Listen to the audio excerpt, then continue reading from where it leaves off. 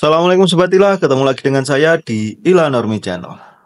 Di dalam sejarah Islam telah menunjukkan bahwasannya Islam atau agama Islam itu justru berkembang dengan adanya seseorang yang mempunyai pemikiran kritis.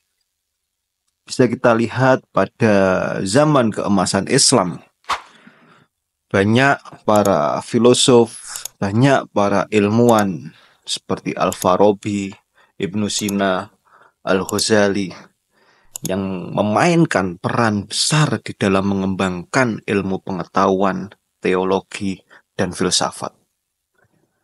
Para pemikir kritis ini tentunya tidak akan menghancurkan Islam atau tidak akan menghancurkan ajaran agama Islam itu. Justru munculnya para pemikir-pemikir kritis ini dapat memperkuat ajaran Islam, dapat mengembangkan ajaran Islam, dapat membuat Islam itu menjadi sebuah ajaran yang sangat maju. Mengapa bisa demikian? Yang pertama, karena tradisi di dalam Islam itu mempunyai suatu tradisi yang sangat kaya dengan intelektual. Islam memiliki sejarah panjang di dalam tradisi intelektual yang kaya.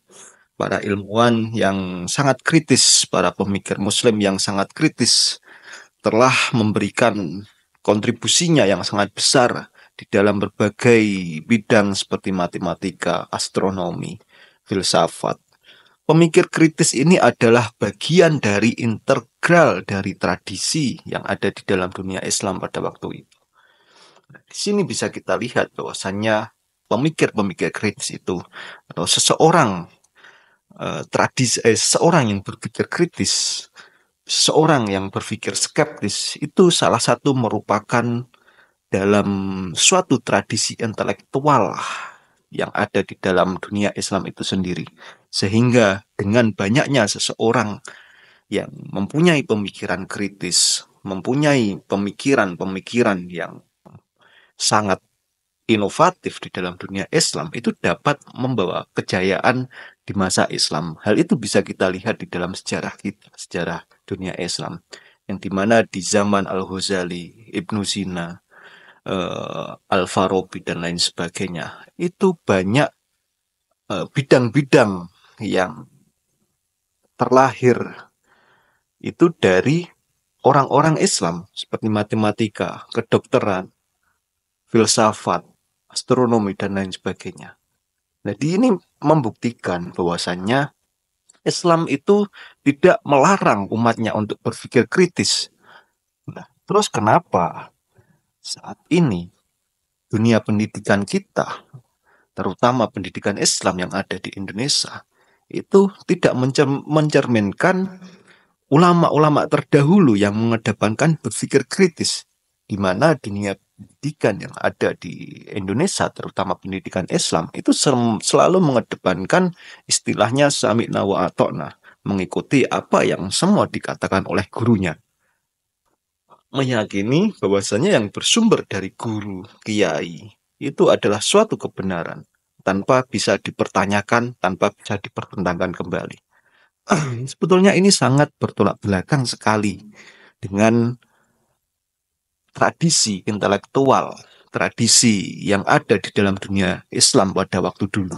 Yang dimana dunia Islam pada waktu dulu, masa kejayaan dulu, itu sangat menjunjung tinggi sekali pemikir kritis. Sehingga mempunyai intelektual yang sangat kaya sekali. Sehingga memunculkan berbagai tokoh Al-Ghazali, berbagai Al-Farabi, Ibnu Sina, dan lain sebagainya. Nah, tapi saat ini tidak terlihat, terutama di dalam pendidikan Islam yang ada di Indonesia, yang dimana selalu mengedepankan mencari keberkahan guru, selalu mengedepankan keadaban kepada guru. Oke, kita setuju bahwasanya kita harus mempunyai adab, kita harus menghormati guru. Tapi di sisi lain, adab dan penghormatan terhadap guru kita itu juga harus tahu batas-batasnya, tanpa mengurangi rasa skeptis kita, tanpa mengurangi rasa kritis kita terhadap ilmu pengetahuan itu. Misalkan ketika seorang guru, kiai atau menerangkan tentang suatu ilmu, nah di situ tentunya kita jangan menganggap bahwasannya apa yang disampaikan kiai atau guru tersebut adalah suatu sumber kebenaran. Nah, yang disampaikan kiai atau guru tersebut bisa salah, bisa juga benar. Nah, maka dari itu untuk menguji apa yang disampaikan oleh kiai atau apa yang disampaikan oleh guru, kebenarannya itu kita harus berani menanyakan. Jangan menganggap tabu kalau kita bertanya sesuatu kepada kiai. Bertanya sesuatu apa yang dijelaskan kiai. Jangan dianggap tabu. Nah, tapi kenyataannya dunia pendidikan yang ada di Indonesia, dunia pendidikan Islam terutama yang ada di Indonesia itu masih sangat feodal sekali. Maksudnya sangat feodal ya seperti itu. Kiai atau guru itu sering dianggap sesuatu sumber kebenaran. Nah dari situ kalau kita sudah menganggap kiai atau guru itu adalah suatu kebenaran, maka kita tidak akan bisa memunculkan sikap skeptis kita. Maka kita tidak akan memunculkan sikap kritis kita terhadap apa yang disampaikan oleh dari beliau-beliau ini. Maka dari itu, dalam menjaga tradisi intelektual yang kaya di dalam dunia Islam, tentunya kita harus mengedepankan sikap skeptis kita. Tentu kita harus mengedepankan sikap pemikiran kritis kita. Jangan ragu ketika ada suatu penjelasan dari guru atau kiai yang masih mengganjal di dalam hati kita. Tanyakan, tanyakan, dan tanyakan. Selain itu, pemikiran kritis ini atau sikap skeptis ini sangat mendorong sekali pertumbuhan dan pemahaman dalam ajaran agama Islam itu menjadi lebih baik. Pemikiran kritis memungkinkan umat Islam untuk terus belajar, bertanya, dan mencari pemahaman yang lebih baik tentang agama mereka. Hal ini tentu dapat mendorong tumbuhan spiritual dan intelektual yang sangat positif sekali.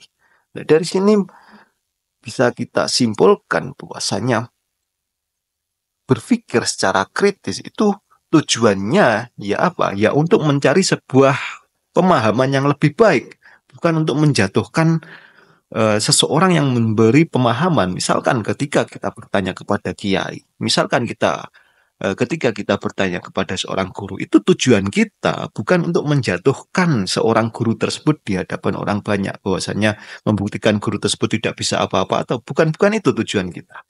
Kita sebagai pemikir yang kritis, kita sebagai seorang yang skeptis, ketika kita menanyakan penjelasan dari guru, ketika kita menanyakan penjelasan dari kiai, bukan kita tidak mempunyai adab, tapi kita membutuhkan pemahaman yang lebih baik tentang agama kita, yang dimana mungkin penjelasan dari kiai, mungkin penjelasan dari guru itu kurang memuaskan dari kita. Ada penjelasan guru tentang tahayul, misalkan cerita-cerita tahayul, ya kita harus skeptis dari situ. Apakah itu benar bersumber dari ajaran Islam? Apakah benar tradisi Islam mengajarkan seperti itu? Apakah sesuai dengan rasio kita, logika kita? Kita harus berani. Berani dalam apa? Berani dalam menyampaikan pemikiran kita. Berani dalam bertanya, menanyakan apa yang disampaikan oleh para kiai, ulama-ulama yang mungkin itu mengganjal di dalam hati kita, yang mungkin itu tidak sesuai dengan ajaran agama kita. Karena dengan cara itu bisa menumbuhkan pemahaman yang lebih baik di dalam diri kita. Selain itu, pemikir kritis ini atau pemikir skeptis, orang-orang yang skeptis di dalam dunia Islam itu bisa menghadapi tantangan modern seperti yang sekarang ini. Dunia yang ada saat ini terus berubah dan berkembang sangat cepat sekali perkembangan dunia saat ini. Pemikir kritis, orang-orang yang skeptis tentu sangat membantu sekali umat Islam dalam menghadapi tantangan-tantangan modern dengan solusi yang sangat relevan dan efektif di dalam dunia yang saat ini. yang ada dalam saat ini, sambil tetap berpegang pada nilai-nilai Islam. Kita bisa lihat bahwasanya banyak ilmuwan-ilmuwan yang karena para ilmuwan itu tanpa didasarkan agama tertentu menjadi ateis.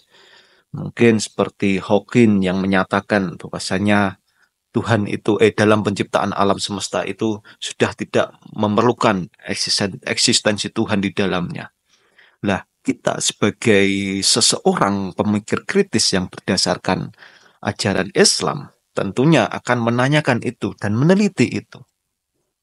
Untuk apa? Ya, untuk membuktikan bahwasanya Tuhan atau teori yang dinyatakan oleh Hawking itu salah. Bahwasanya Tuhan itu ada. Nah, tanpa adanya orang yang berpikir kritis, tanpa adanya orang yang skeptis dalam dunia Islam, tentunya dalam menjawab teori-teori Hawking, teori-teori orang ateis, tentunya ya tidak akan bisa. Karena apa ya? Karena kita sudah ternina bubukkan dengan sami'na wa ata'na tadi. Apa yang dikatakan guru itu yang paling benar. Apa yang dikatakan kiai itu paling benar. Nah, dengan kita dinina bubukkan tanpa kita berpikir kritis, tentunya akan menggerus ajaran Islam sendiri. Akan menjadikan Islam itu menjadi agama yang terbelakangan sekali. Agama yang tidak bisa berkontribusi di dalam dunia yang modern saat. Selain itu, pemikir-pemikir kritis, orang yang mempunyai sikap kritis di dalam agama Islam, itu bisa memperkuat dialog, bisa memperkuat toleransi di dalam kehidupan berbangsa dan bernegara. Dengan adanya pemikir kritis memungkinkan umat Islam untuk membuka ruang diskusi, berdebat secara konstruktif tentang berbagai isu. Hal ini dapat memperkuat dialog dan toleransi antar umat beragama. Karena di dalam orang-orang yang berpikir kritis, orang yang berpikir skeptis, mempunyai pemikiran skeptis, itu orang-orangnya itu lebih terbuka dalam menerima kritik, lebih terbuka dalam menerima masukan. Berbeda orang-orang yang hanya, ya saya istilahkan sami'na wa ata'na tadi. Ketika seseorang yang hanya sami'na wa ata'na tadi menerima kritik, terus alih-alih yang dikritik itu seseorang yang dianggap suci, yaitu kiai atau gurunya, mereka akan membabi buta mendukung atau membela guru atau kiainya, walaupun yang dilakukan guru atau kiainya itu salah, karena tidak mempunyai pemikiran terbuka. Nah, ketika kita mempunyai pemikiran terbuka, tentunya akan membuka ruang dialog, akan membuka ruang diskusi yang lebih luas, seluas-luasnya, berdebat secara konstruktif tadi, bukan debat kusir. Nah, dari situ yang dimana kita yang notabene hidup di Indonesia, yang latar belakang kita berbagai macam suku, bangsa, dan agama, tentunya akan menjaga toleransi antar umat beragama dengan kita bisa berpikir kritis. Selanjutnya, ketika kita bisa membuka wawasan selanjutnya, kalau kita bisa berdiskusi, kita bisa berdebat secara konstruktif, tentunya kita bisa menghindarkan yang namanya ajaran ekstremisme dan radikalisme, yang dimana ajaran ekstremisme dan radikalisme ini selalu disematkan di dalam ajaran Islam. Padahal tidak seperti itu. Pemikiran kritis dapat membantu mencegah ekstremisme dan radikalisme di dalam dunia Islam itu sendiri, dengan mendorong umat Islam berpikir secara rasional, berpikir secara terbuka terhadap perbedaan pendapat yang ada. Karena radikalisme, ekstremisme itu bermunculan dari sikap-sikap yang inklusif tadi, sikap-sikap yang bukan inklusif, sikap-sikap yang tertutup tadi, sikap-sikap yang menolak perbedaan pendapat, sikap-sikap yang selalu merasa paling benar. Sehingga dengan sikap yang eksklusif tadi tentunya akan merasa paling benar. Kalau kita sudah merasa paling benar, tentu harus ada pihak yang disalahkan. Nah, ketika kita menganggap seseorang itu salah, dan untuk mempertahankan kebenaran kita, maka ekstremisme dan radikalisme itu akan muncul di sini.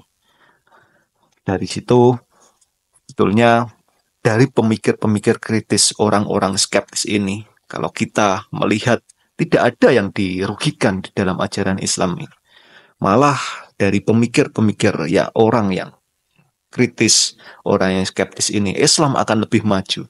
Bisa kita lihat dalam sejarah Islam yang sudah saya jelaskan tadi, bahwasanya ada Al-Ghazali, Al-Farabi, Ibnu Sina, dan lain sebagainya.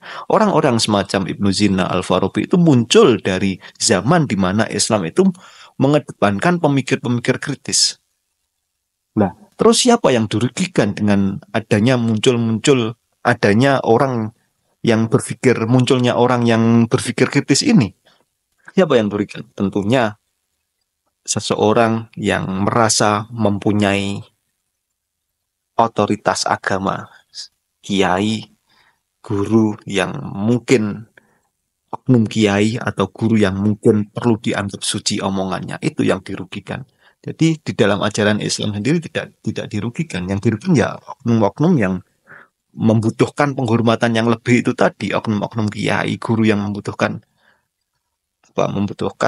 penghormatan lebih tadi, itu yang dirugikan, sehingga mereka tidak mempunyai pasar lagi, sehingga apa yang dikatakan oleh oknum-oknum yang merasa suci tadi itu dipertanyakan kebenarannya. Misalkan ada habaib yang menjelaskan bahwasanya ada leluhurnya yang bisa mi'raj berapa kali, 70 kali dan lain sebagainya. Nah itu ketika ada pemikir kritis, loh masa itu ada di dalam ajaran Islam? Tentunya ketika pemikir kritis itu muncul, yang dirugikan ya para oknum-oknum yang memanfaatkan dari tidak skeptisnya masyarakat itu.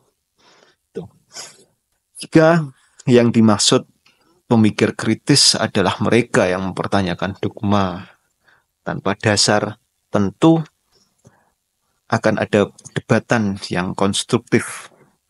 Namun jika pemikir kritis itu digunakan untuk memahami agama secara lebih mendalam dan relevan dengan zaman, maka Islam justru bisa semakin kuat. Islam bisa justru semakin berkembang seperti masa kejayaan Islam yang lalu.